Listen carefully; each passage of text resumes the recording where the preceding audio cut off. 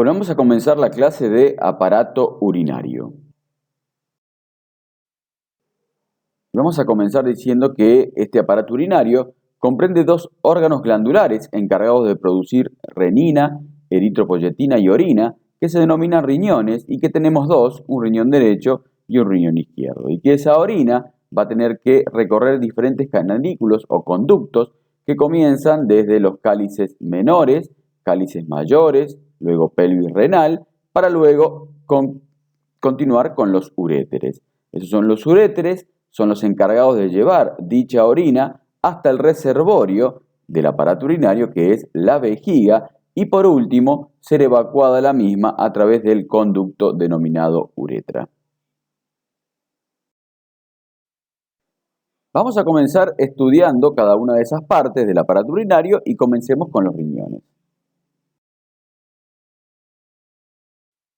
Cada riñón se encuentra alojado en el compartimento o celda renal y con relación a la columna vertebral se extienden desde las dos últimas dorsales, es decir, T11 y T12, y las tres primeras lumbares, es decir, L1, L2 y L3, teniendo en cuenta que el riñón izquierdo está ubicado un poquito más arriba que el derecho por la presencia del hígado.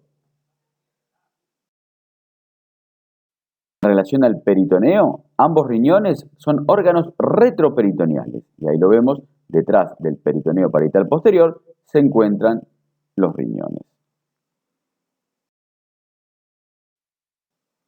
Veamos la orientación de este órgano, y tiene un eje que está orientado de arriba a abajo y de adentro hacia afuera. Mide 12 centímetros de longitud, 6 centímetros de ancho y 3 centímetros anteroposterior, y esa orientación de arriba a abajo y de adentro a afuera hacen que los polos superiores estén separados por 6 centímetros, mientras que los polos inferiores están separados por 12 centímetros.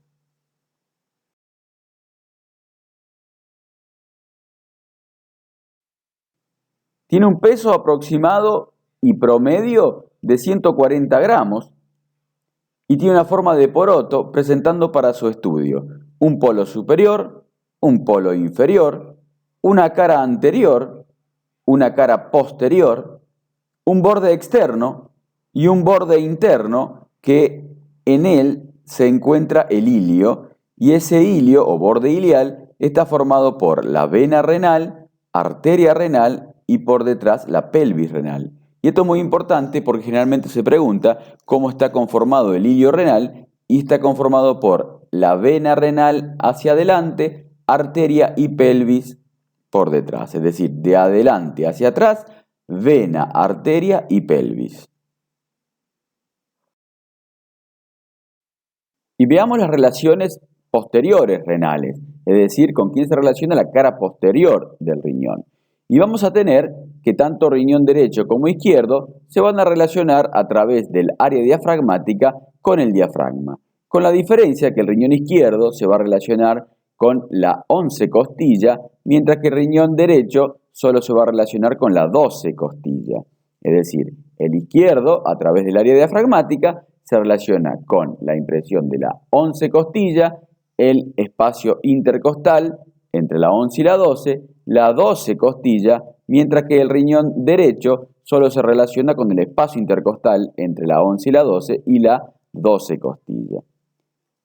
Por debajo del área diafragmática y de adentro hacia afuera se van a relacionar ambos riñones de la misma manera, y son con un área del psoas mayor, es decir, que se va a relacionar con el músculo psoas mayor, un área del músculo cuadrado lumbar y por fuera el área del transverso del abdomen, es decir, que se va a relacionar con esos tres músculos de adentro hacia afuera, ambos riñones. Además, se relacionan con el 12 nervio intercostal y con los nervios abdominogenital mayor o ilio hipogástrico y abdominogenital menor o ilio inguinal, que son ramas del plexo lumbar. Veamos ahora las relaciones anteriores de ambos riñones y tenemos que diferenciar al riñón derecho del izquierdo porque las relaciones son diferentes. Próxima Al polo superior del riñón derecho vamos a tener a la glándula suprarrenal derecha. También se relaciona en esa cara anterior con el hígado y con la flexura cólica derecha. El borde medial o iliar de este órgano se va a relacionar con la segunda porción del duodeno o porción descendente. Se relaciona además con el ilio del órgano, es decir, con la entrada de los vasos y salida de los vasos sanguíneo y pelvis-renal. Y también se relaciona con respecto a los grandes vasos con la vena cava inferior. Con respecto al riñón izquierdo, ese riñón izquierdo, al igual que el derecho, en su polo superior se va a relacionar con la glándula suprarrenal izquierda, con la cara posterior del estómago, con el páncreas, con el vaso, con la flexura cólica izquierda y colon descendente y muy pequeña parte del intestino delgado.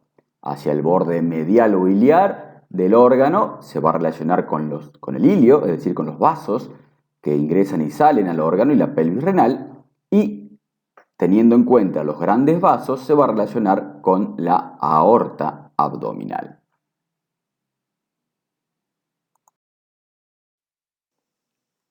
Y veamos cómo está conformado el compartimento renal. Y los espacios alrededor del riñón normalmente se dividen en tres compartimentos, que son el espacio perirrenal y los espacios pararrenales anterior y pararrenal posterior.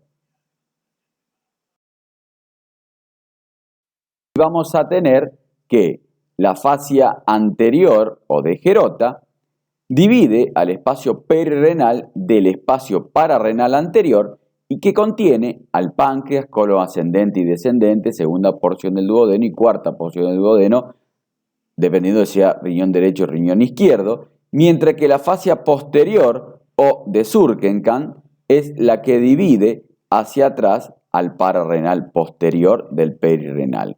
Y solamente en este espacio pararrenal posterior hay tejido adiposo. Este compartimento renal hacia abajo es abierto, por donde el riñón puede descender y producir lo que se denomina tosis renal.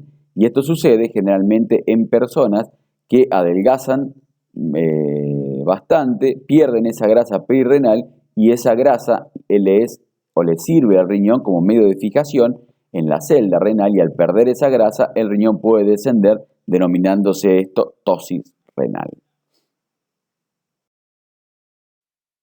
Veamos cómo está irrigado y cómo está conformado el ilio renal.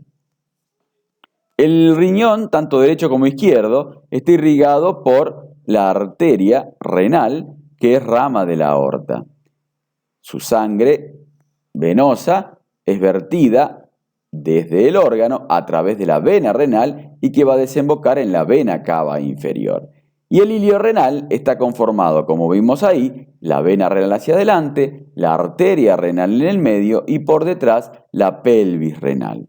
Es por eso que el ilio está formado vena, arteria, pelvis renal. Y esa pelvis renal luego se continúa con lo que es el uréter. Una vez que la arteria renal ingresa en el riñón, se va a dividir en ramas anteriores, ramas posteriores e inferiores, y esas ramas en su trayecto van a dar ramos vasculares que van a irrigar a los ganglios vecinos, a los pilares del diafragma, a la pelvis renal y a la porción inicial del uréter y la grasa perirrenal, y también da una arteria que es la capsular inferior, que es para la glándula suprarrenal.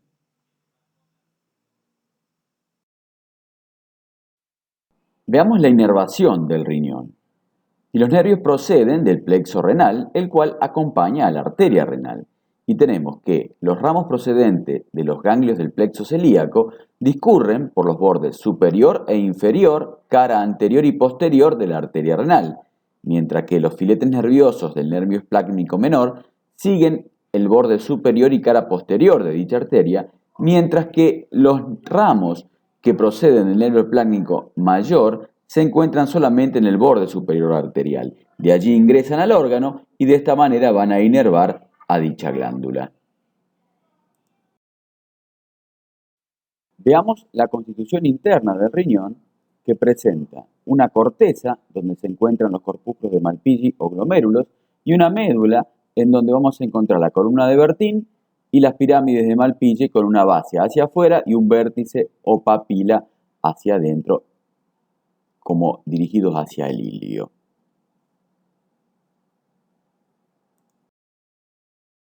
Veamos cómo está conformada la unidad anátomo-funcional del riñón, que es la nefrona, y esa nefrona está formado por el glomérulo, que se forma a través de la arteriola aferente y eferente, que forma como un ovillo de vasos sanguíneos, donde se va a producir el ultrafiltrado glomerular de la sangre para formar la orina.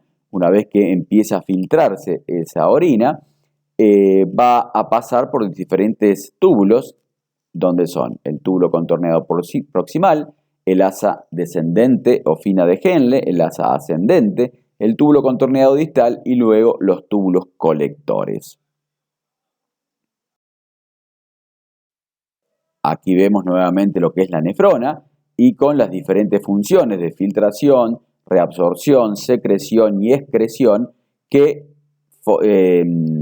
ocurren en la misma para llegar al producto final, que es la orina. Y recuerden que de la arteriola eferente y la aferente van a formarse lo que es el filtrado glomerular a través de la cápsula de Bowman, luego pasa por el túbulo contorneado proximal, el asa descendente o fina de Henle, el ascendente o gruesa de Henle, el túbulo contorneado distal y por último los túbulos colectores, donde ya va a excretar la orina hacia la vía excretora.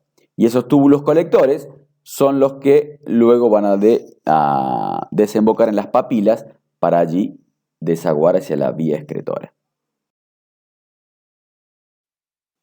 Entonces, tenemos que en la papila desembocan los túbulos colectores y forman la papila a los cálices menores. 3 cálices menores forman a un cáliz mayor y 3 cálices mayores forman a la pelvis renal, que de esta pelvis renal se continúa con el uréter, que es el encargado de transportar la orina desde el riñón hacia la vejiga. Estudiemos ahora los uréteres. Estos uréteres son conductos que miden de 25 a 30 centímetros de largo por 5 a 6 milímetros de diámetro y, como les dijimos anteriormente, están encargados de trasladar la orina desde el riñón hacia la vejiga.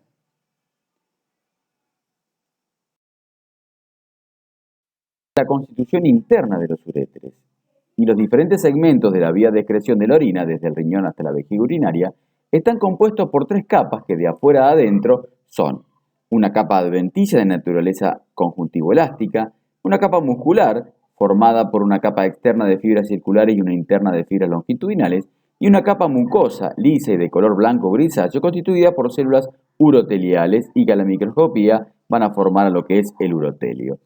Por dentro de la mucosa vamos a encontrar la luz del uréter por donde corre la orina desde el riñón hacia la vejiga.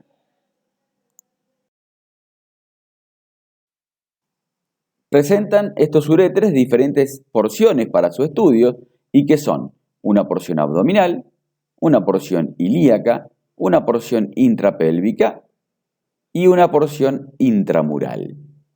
Veamos cuáles son esas relaciones en cada una de esas porciones. Y vamos a tener que en la porción abdominal este uréter mide de 9 a 11 centímetros y las relaciones son: en el uréter derecho se apoya sobre el psoas derecho, el colon ascendente se relaciona hacia afuera, a la altura de la tercera vértebra lumbar cruza por delante de los vasos espermáticos o uterováricos, es decir, los gonadales, y hacia adentro se va a relacionar con la vena cava inferior. Mientras que el uréter izquierdo apoya sobre el psoas, hacia afuera se relaciona con el colon descendente, a la altura de la tercera vértebra lumbar también es cruzado por los vasos espermáticos o uterováricos y hacia adentro se va a relacionar con la arteria aorta. obviamente hacia adelante, ambos uréteres, está relacionado con el peritoneo parietal posterior. Veamos la porción ilíaca, que mide de 3 a 4 centímetros de longitud y sus relaciones son: teniendo en cuenta la ley de Luska, tanto el uréter derecho como izquierdo se relacionan de la siguiente manera. El uréter derecho cruza por delante la ilíaca externa 1,5 centímetros inferior al origen de la ilíaca interna, mientras que el uréter izquierdo cruza por delante de la ilíaca común 1,5 centímetros superiormente del origen de la ilíaca interna. Y esto corresponde a la ley de Luska. Es decir, que el uréter derecho se relaciona con la arteria ilíaca externa, mientras que el uréter izquierdo se relaciona con la arteria ilíaca común. Pero bueno, siempre puede haber variantes, por lo que a veces ambos uréteres se relacionan con la ilíaca común o ambos se relacionan con la ilíaca externa. Eso va a variar en persona a persona. Hacia afuera, ambos uréteres se van a relacionar con los vasos gonadales, es decir, la espermática o útero-ovárica, ya sea hombre o mujer, y hacia adelante, en el lado derecho, se relaciona con el extremo inferior del mesenterio y con la arteria iliocólica, mientras que en el lado izquierdo, el uréter está cubierto por el peritoneo parietal y por el mesocolon sigmoideo. En la porción intrapélvica, esta porción intrapélvica mide de 13 a 14 centímetros de longitud y en su comienzo lo más frecuente es que el uréter derecho se sitúe anterior a la arteria ilíaca interna, mientras que el uréter izquierdo lo hace posterior a esta arteria. Luego, las relaciones van a variar, ya sea dependiendo si es un sexo femenino o sexo masculino. Así que esa relación de comienzo es igual tanto en hombres como en mujeres.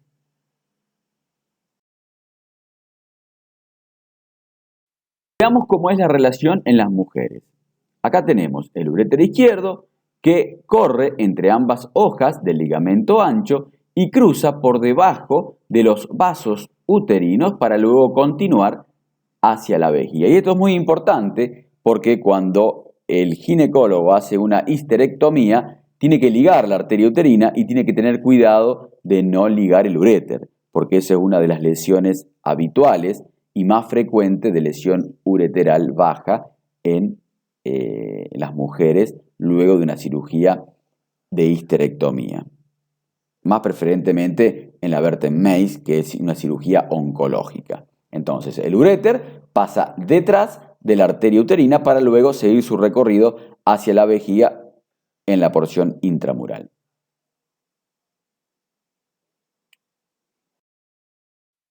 Bien, veamos en esta otra imagen, en esta otra pelvis en la mujer, cómo es la disposición de los uréteres con respecto a los vasos uterinos.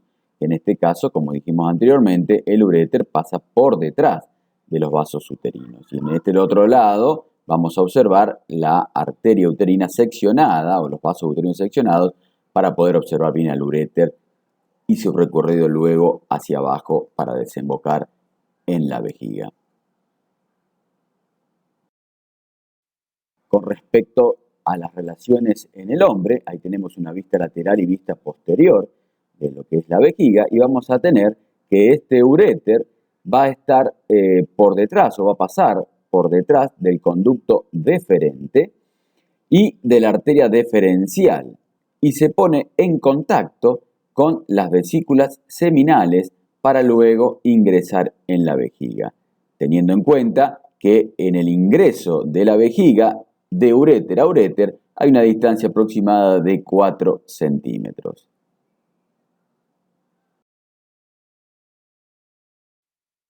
Veamos ahora la porción intravesical o porción intraparietal o intramural que mide 10 a 15 milímetros de longitud, atraviesa la pared de la vejiga, realiza un trayecto submucoso dentro de la misma para luego desembocar en el meato ureteral.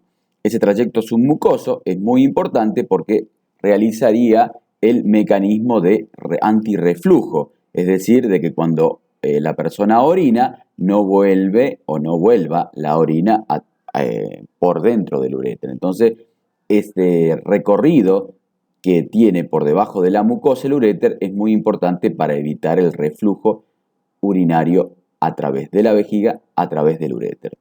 Y en la desembocadura de los uréteres, en el meato ureteral, entre uréter y uréter, en la desembocadura dentro de la vejiga, la distancia es de 2 a 2,5 centímetros.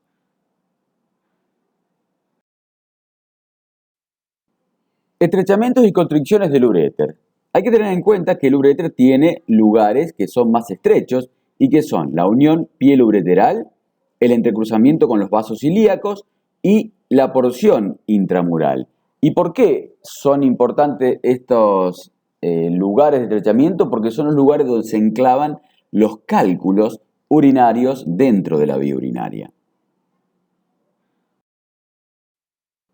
Por su parte, la irrigación del uréter va a provenir de ramas pélvicas, ramas de la arteria renal, ramas uretéricas, ramas de las arterias renales, ramas uretéricas de las arterias gonadales, uretéricas de la ilíaca común y ramas uretéricas de la vesical inferior.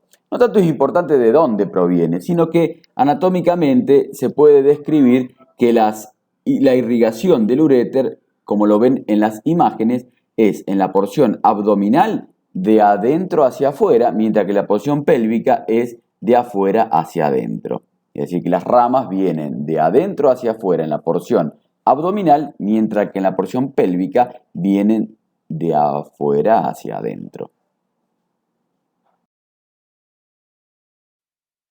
La inervación de los uréteres proviene del plexo renal y del plexo hipogástrico. Comencemos ahora con la vejiga. Y esta vejiga es un órgano encargado de ser el reservorio de la orina. Tiene forma ovoidea cuando está llena y una forma de cono cuando está vacía. Aquí la vemos en una imagen a la vejiga llena y otra con la vejiga vacía en un corte sagital.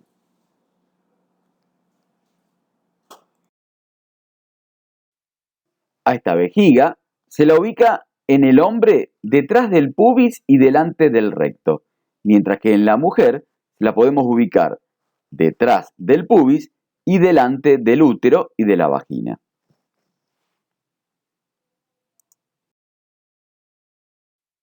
Se le consideran 5 caras, presentando una cara anterior, una cara póstero superior o cúpula, una cara póstero inferior o base y 2 caras laterales derecha e izquierda. Veamos esas caras y ahí la tenemos. Una cara anterior, una cara póstero superior o cúpula, una cara póstero inferior o base y presenta 2 caras laterales, derecha e izquierda.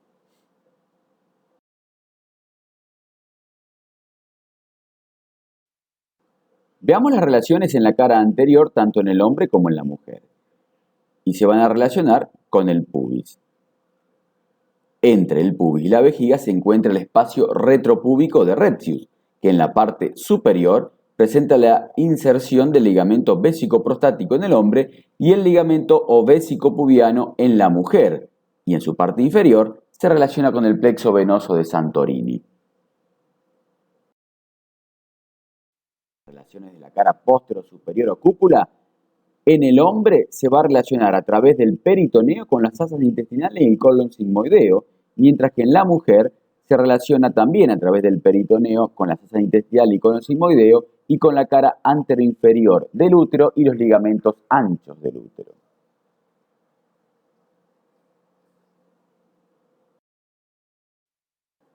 Las relaciones de la cara póstero inferior o base o piso de la vejiga, tenemos que en el hombre se relaciona con la porción terminal del conducto deferente y vesículas seminales, con el recto y hacia abajo con la próstata. Mientras que en la mujer se va a relacionar con el cuello del útero y la cara anterior de la vagina. Vemos aquí una vista posterior de la cara posterior inferior o base piso de la vejiga, en donde vamos a observar a la vejiga, al uréter, al conducto deferente y a la vesícula seminal y próstata. Pero lo importante de esta imagen es que vean cómo es la disposición de las fibras musculares de la vejiga que parecen un ovillo de lana en diferentes direcciones que van entrelazándose entre sí.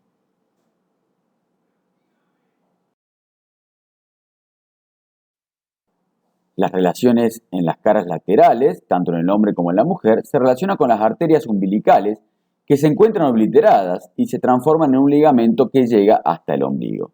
Además, en el hombre, esas caras laterales se van a relacionar con el conducto deferente. Veamos la constitución externa de la vejiga. Y la pared de la vejiga está compuesta por 3 capas que de afuera a adentro son una capa externa o adventicia, una capa muscular media que comprende a su vez una capa externa de fibras longitudinales, una capa media de fibras circulares y una capa interna de fibras longitudinales, las cuales están integradas por fascículos anastomosados entre sí y que van formando una red de mallas longitudinales. Y para que se puedan observar, como dijimos anteriormente, esa es la característica de las fibras musculares de la vejiga que parecen como si fuese un ovillo de lana. Para que la contracción del músculo vesical o detrusor sea concéntrica hacia el cuello de la vejiga para poder evacuar el orín. Y hacia adentro, la última capa es la capa mucosa, que es de color blanco grisáceo en el cadáver y rojo en el sujeto vivo, y está compuesta por células uroteliales.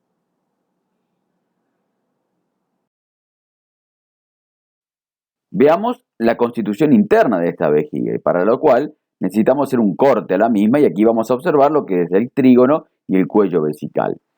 Y tenemos que tener en cuenta en la constitución interna, aparte de la capa mucosa, los orificios que vamos a encontrar. Y vamos a tener 3 orificios en la constitución interna, que van a ser 2, la desembocadura de los uréteres, que hemos dicho que se encuentran a una distancia de 2 a 2,5 centímetros entre uno y otro, y el cuello de la vejiga. Ese cuello de la vejiga y la desembocadura de los uréteres van a determinar lo que es el trígono vesical. A su vez, por dentro estudiamos la capa mucosa de la vejiga, que está formada por células uroteliales.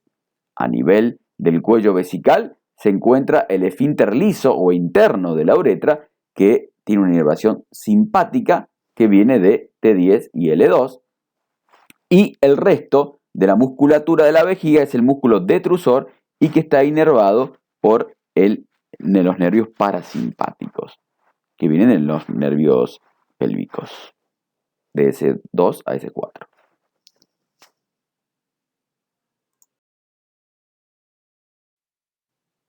Uniendo a la vejiga con el ombligo se encuentra el uraco o ligamento umbilical medio, que es una estructura de la línea media que se encuentra o que se extiende desde el domo anterior de la vejiga hasta el ombligo y es un remanente del desarrollo embrionario del conducto alantoideo. Aquí tenemos una imagen en una corte sagital donde vemos el ligamento que une hacia arriba con el ombligo y la vejiga, y en una vista intraabdominal en la cara posterior del abdomen, donde tenemos la vejiga, el uraco que va hacia el ombligo. Lateralmente teníamos las arterias umbilicales y las arterias epigástricas, donde cuando era tapado esto por el peritoneo, se formaban las fositas inguinales interna, media y externa.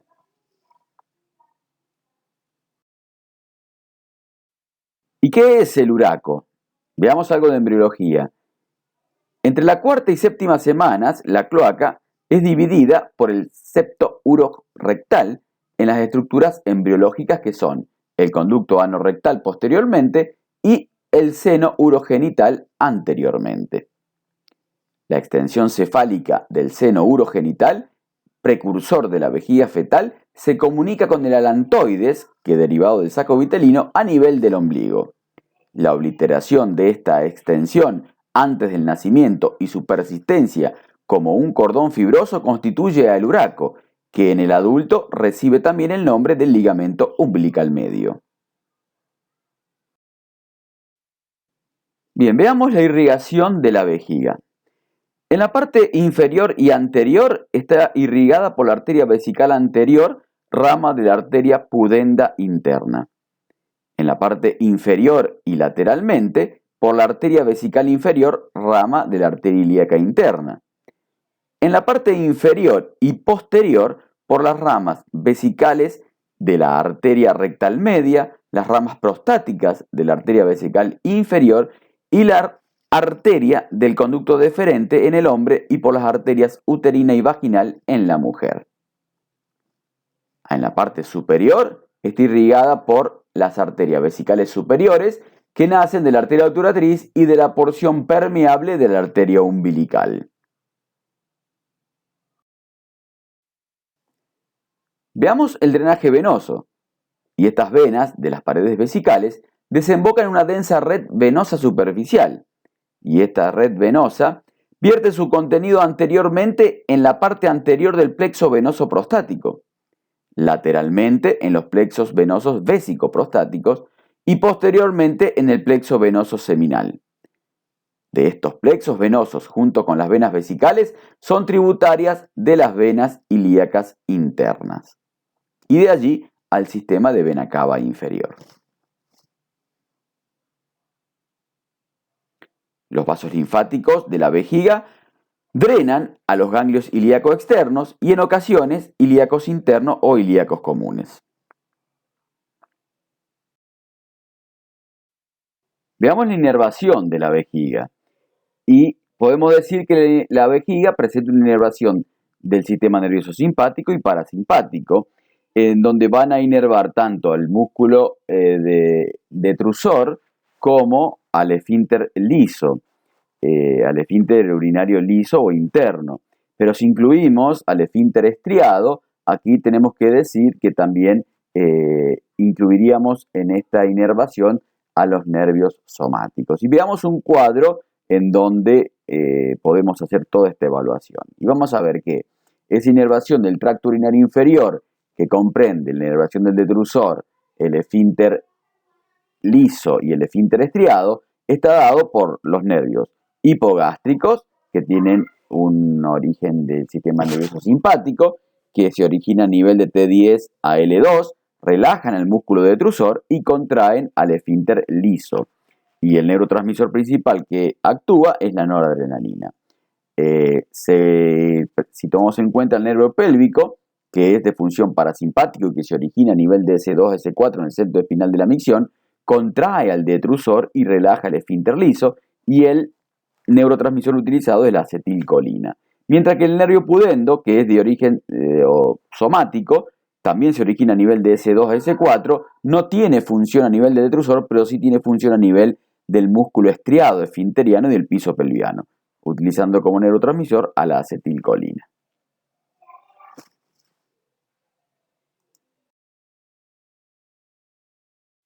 Veamos entonces en una imagen cómo es esta inervación del tracto urinario inferior, y ahí podemos observar que los nervios hipogástricos con función simpática parten de T10 y L2 y van a inervar a lo que es el detrusor y el esfínter liso, mientras que de S2 a S4 parten los nervios pélvicos parasimpáticos también para inervar a estos esfínter liso y músculo detrusor, mientras que de S2 y S4 de los nervios pudendos somáticos solo van a inervar el esfínter estriado.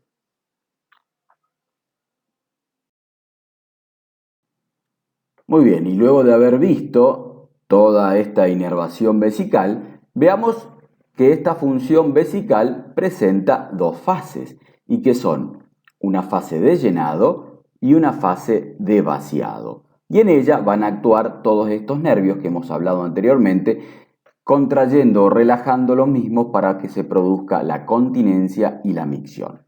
Y veamos que el nervio parasimpático o la función parasimpática de los nervios pélvicos van a producir una relajación a nivel del músculo de detrusor, mientras que el simpático y el pudendo van a actuar uno a nivel del cuello vesical produciendo contracción y el pudendo a nivel esfinteriano produciendo otra contracción, del músculo estriado y de esta manera, al relajar el detrusor y contraer el cuello vesical o esfínter interno y el esfínter externo o estriado, se va a producir la continencia urinaria.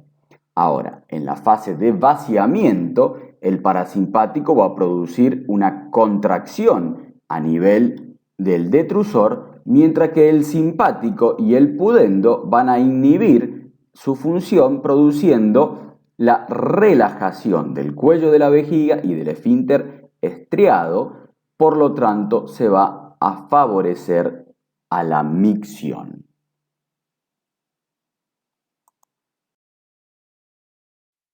Bien, continuemos con el aparato urinario y vamos a estudiar ahora la uretra.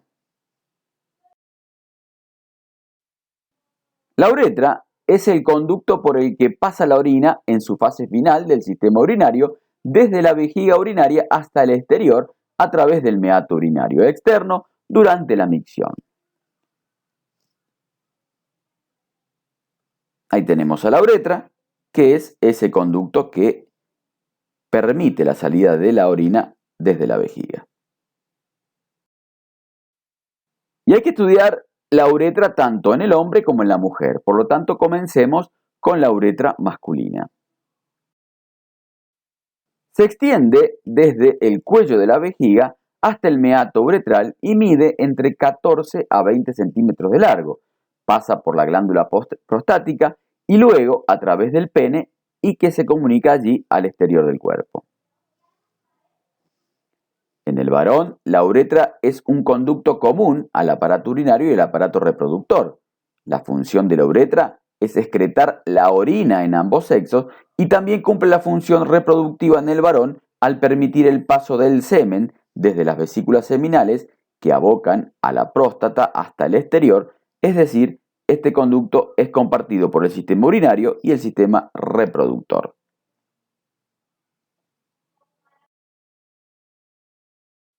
Desde el punto de vista de situación, la uretra masculina se la divide en dos porciones, cuyo límite es la aponeurosis perineal media. Y de esta vamos a tener que tenemos una uretra superior o intrapélvica y una uretra inferior o extrapélvica. Según sus relaciones periféricas, se la divide a esta uretra en tres porciones. Una porción prostática, que mide 3 centímetros de longitud y recorre dentro de la próstata, una porción membranosa, que mide de 1 a 2 centímetros de longitud y se encuentra en la aponeurosis perineal media con el diafragma pélvico, y una porción peniana o esponjosa, que mide de 12 a 15 centímetros de longitud y recorre todo el cuerpo esponjoso del pene.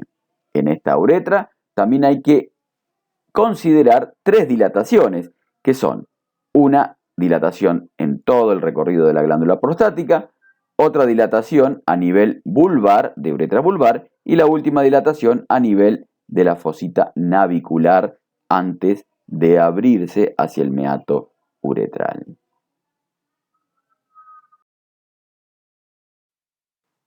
Y desde el punto de vista de su movilidad, se la puede dividir a la uretra en dos porciones, una fija y otra móvil. La porción fija se extiende desde la vejiga o cuello vesical hasta el ángulo prepubiano, mientras que la porción móvil corresponde a la uretra de la porción libre del pene. Digamos, la irrigación de la uretra a nivel de la uretra prostática, la misma proviene de ramas de la arteria prostática. La uretra membranosa por ramas de la arteria hemorroidal inferior y vesical inferior, mientras que la uretra esponjosa está dada por ramas de la vulva uretral cavernosa y dorsal del pene. Los linfáticos drenan hacia la cadena ganglionar inguinal e ilíaca externa. Veamos ahora la uretra femenina. Esta uretra es corta y representa a la uretra prostática y membranosa del hombre. Mide cerca de 3,5 a 4 centímetros de longitud y de 7 a 8 milímetros de diámetro. La orientación de esta uretra es de arriba a abajo y hacia adelante, teniendo la misma orientación que la pared anterior de la vagina.